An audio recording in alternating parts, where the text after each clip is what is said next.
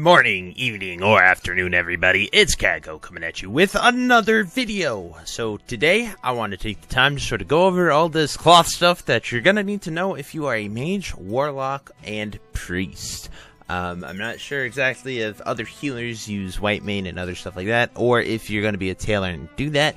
But the core of this is to cover the mage, warlock, and priest stuff for the Burning Crusade, because I've just been doing research personally for myself, seeing everything I need to get, and it is a lot of effort, time, and commitment that you're going to have to make. So, from the beginning, we're going to start right here.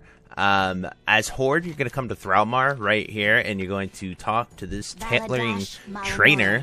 You're going to learn the next level of tailoring, a bunch of these recipes. I'm level 300 straight from Classic, and that's the first step. If you are Alliance, there's one at Honor Hold. I don't know exactly where that is. I do not have an Alliance character to sort of show you that at the moment. But anyway, that is the first step. Next, since I have already gone to the Shatterwrath, I'm going to Hearth to Scryer's Hold and head to the cloth specialization people, and this is where it starts to get a bit much. So depending on which class you want, there's going to be a specific gear set. Mages pretty much just go straight Spellweave and Spellstrike. It's pretty simple for them. They only get that. They're going to need a total of 46 of that. And then warlocks are going to go with Shadow Weave, and then priests are going to go with the Mooncloth. So I went from Scryer's tier, just from right here, to the vendors. You can, if you're Outlaw and you're at the end there, you can do the same thing. You just head right here, and these are the specialists. So what's really interesting about this is you can do all three regardless of your specialization.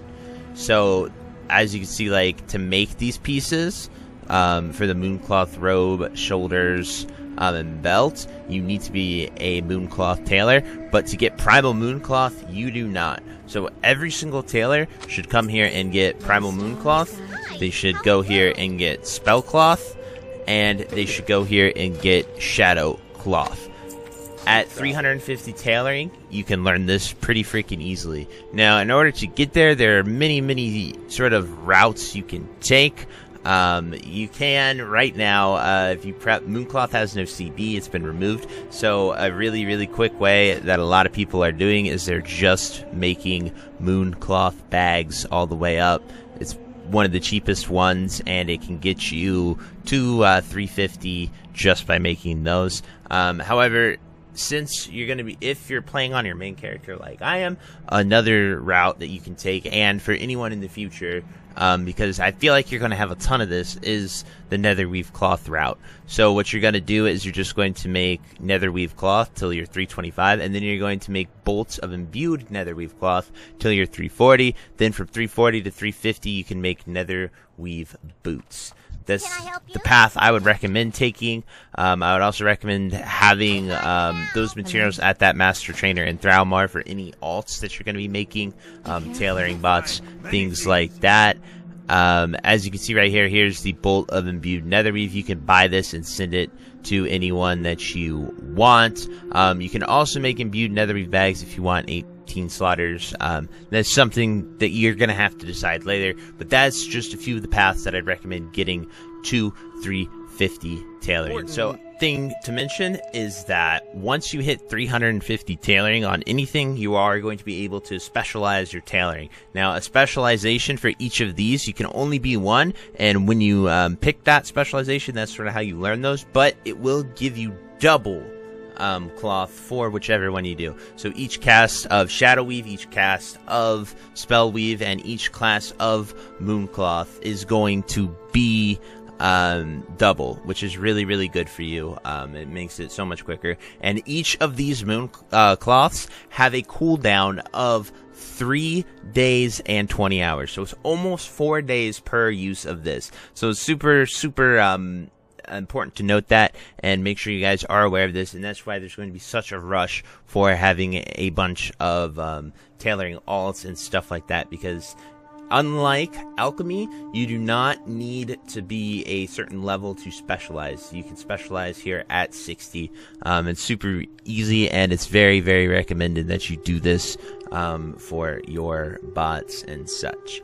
But anyway, guys, now we're going to continue talking about what we're going to do next. Alrighty, guys, so if you watch this, you're at the Spellfire one, you're looking for sort of mage stuff and what you're going to want to use with that, and so you're going to be getting the Spellfire belt, the robe, and the Spellfire gloves, as well as the spell cloth if you haven't already. So the important thing to note is once you are a specialist with them, you do make doubles. So the spell cloth isn't too hard to make. It takes imbued netherweave, primal mana, primal fire, and you have to be anywhere in Netherstorm to get it. The initial path to Netherstorm, I believe, is Zangarmarsh to Blade's Edge Mountains, from Blade's Edge Mountains to Netherstorm right there. You can be anywhere in the zone just to craft it. It does spawn an elemental that is level 68, I believe, so it's something to be aware of and plan for. It does drop some of your motes back, so that's pretty nice that you get a little bit of a refund on your primal mana and primal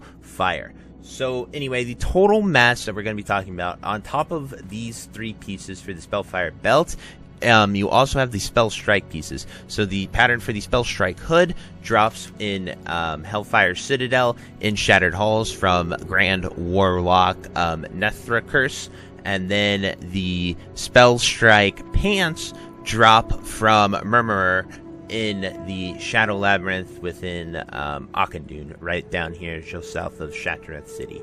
So that's all the pieces you need. Now here is the entire material list that you are going to need. You're going to need 138 bolts of netherweave cloth, 92 arcane dust. This is important so you can 46 imbued netherweave cloth, which is a part of the Spellstrike. Then in total you're going to need 92 primal fires, 58 primal mana, 10 primal water, 10 primal air, 10 primal earth, 2 primal nethers, and 10 netherweave spider silk. Now that would net you the 48 spellcloth and the 10 primal mites. Now the primal mites are from alchemy, and you are going to make those by using one of each primal. That's where all the sort of 10s come from, because you do need 10 primal mites. That's from alchemy, so it's definitely really good to have sort of an alchemy alt or 2 to make those. Primal nethers are used in the Spellstrike stuff, which is something that you are sort of going to get later on.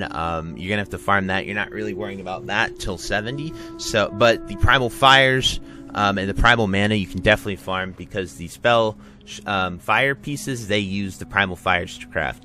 So if any point during your leveling experience you're bored, just farm primal fires. I have a video on all the farming spots for TBC and some great spots for primal fires for you guys, but that's definitely the main focus, that and mana. Anyway, I hope you enjoyed this video. I hope it helps you a lot. It's hard to do estimated prices because I have no idea what it's going to look like. Anyway, I hope you enjoyed this, and I will see you next time. Bye-bye. If you made it to the end of this video, thank you so much for watching. It truly means a lot to me. If you happen to find anyone that you know would also benefit from watching this video, please share it with them. It helps me out a ton and allows me to keep doing what I love every single day, and that is gaming and sort of helping people any way that I can. So finally, thank you so much, and I hope you have a fantastic day. Goodbye.